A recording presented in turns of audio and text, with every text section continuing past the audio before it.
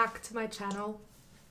Today I wanted to make a video about shadowing doctors, and I've recently decided that I want to try to get into medical school, which was quite a long time coming, really, this decision for me. I had considered it right after high school, but then I did a pre-med undergraduate degree instead, and that was a very broad degree. I'm now doing a master's in clinical neuroscience, so it's all kind of related to medicine, but not medicine specifically.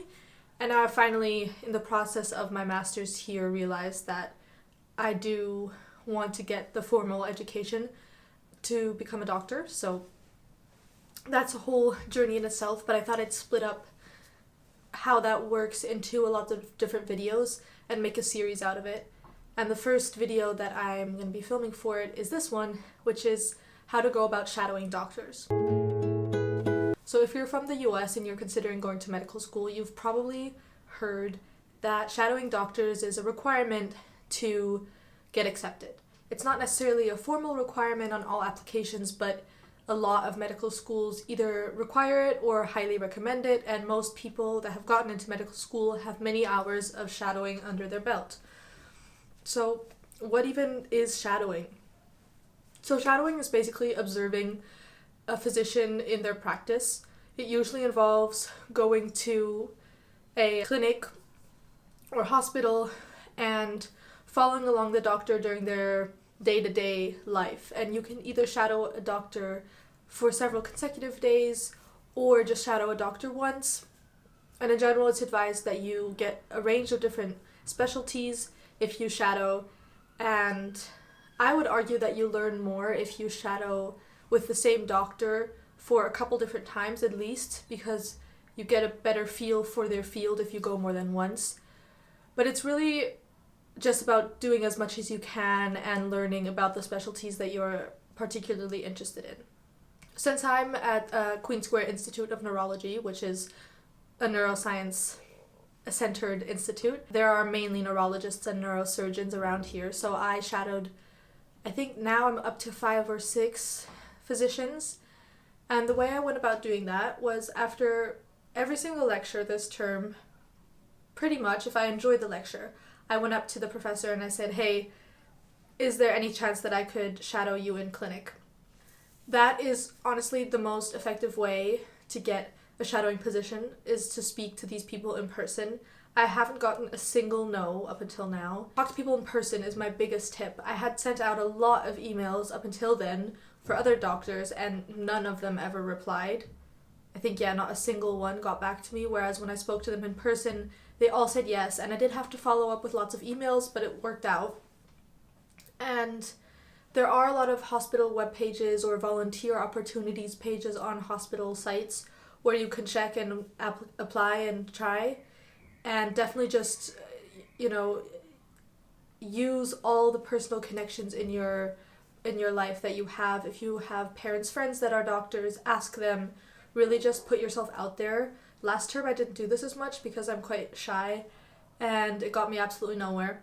And this term I've really gone for it, and it's made such a difference, and it also has made my degree here so much more exciting and purposeful. Now, once you have secured a shadowing position, what does that even mean? What do you do? So as I said, it's observing a physician, so you'll go with them, and you're usually a bit of a fly on the wall. As a doctor, obviously you're doing all the talking. As a junior doctor or a resident, somebody in training, you might be assisting here and there.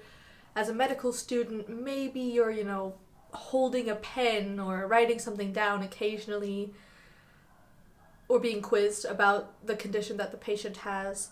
But as a student who's shadowing, you're really nobody. You are the lowest of the low in the hierarchy of medicine on that day in general. So you'll most likely be sort of standing in the background, observing everything. And even though you're really passive most of the time, it's a really good learning experience. And I do highly recommend going prepared and knowing about the disease that the patients that you're going to be seeing have, and about the techniques that are used to treat and diagnose them. Because on the off chance that once the clinic is over, you'll be quizzed by the physician, you really want to come across as having been prepared and being really interested in the topic, because the connection that you make with that doctor might be really useful later on in life for you. And since they're allowing you to come to their clinic, they're giving you time and effort, and you need to show sort of your respect in return. So up until now, like I said, I've shadowed quite a few physicians. One was in the telemetry unit, so that's where people get EEGs in general to measure activity in the brain, often to diagnose or treat epilepsies. I've also seen traumatic brain injury patients in clinic, people with severe psychological problems as well, and people with low-grade glioma, so a certain type of brain tumor. I've seen... Why is it so hard to remember? A lot of neurodegenerative disease patients, so in this case it was multiple system atrophy, which is a type of movement disorder, or I've also seen Parkinson's patients and progressive supranuclear palsy patients, and you really just learn so much from shadowing. It brings all the lectures that you take to life and can really show you what it means to be a physician. I think the biggest learning moment for me was recently I was around for quite a difficult consultation where patients were getting predictive genetic testing results, and we're finding out about a condition that would be life-ending in a way in the long term, and that was a really difficult moment to witness in their lives. The small role that I played in that situation was so emotionally impactful, and it really made me think twice about whether or not I wanted to be the deliverer of news like that in my daily life as a doctor. So it's worth thinking about doing shadowing before you pursue medicine. I think there's so much to be gained from the experience.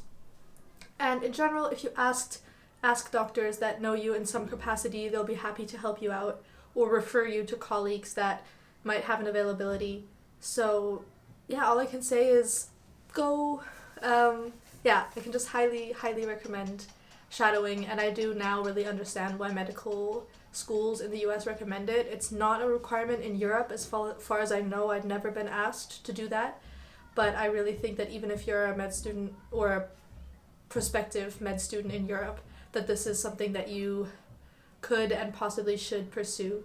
Yeah, that's all for today. I know this is a really short video, but I hope this helped you out, and if you have any questions about shadowing or getting into med school, please leave them in the comments below. I hope I can help a little bit, and good luck with your applications if you're trying to get in.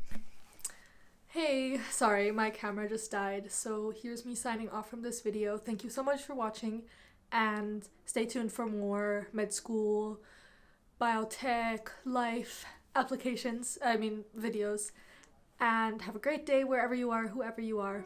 Bye!